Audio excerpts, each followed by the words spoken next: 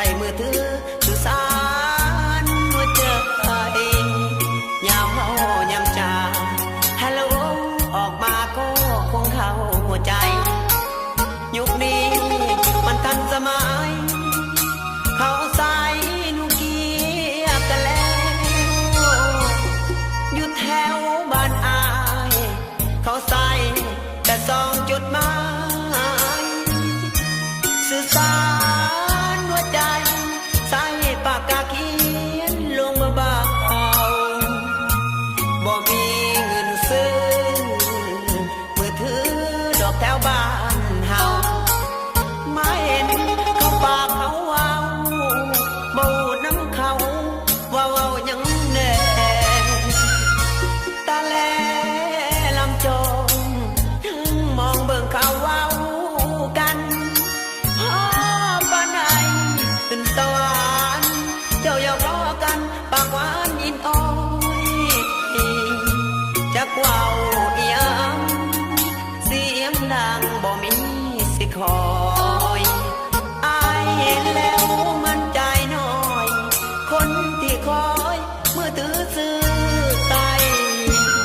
เจ้าคงสิน่าอายผู้สายที่ขาดมือถือ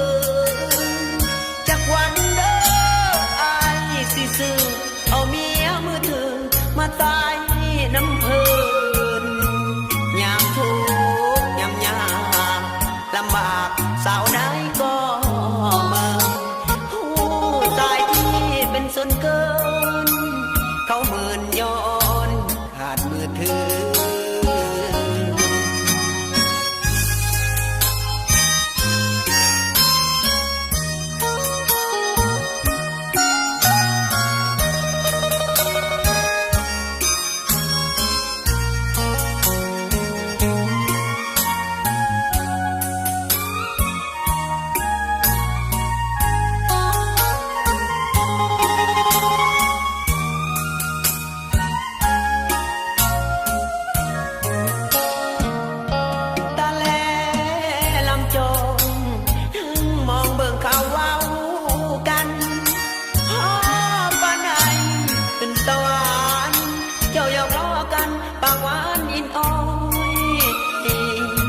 จักว้าวอีหยัง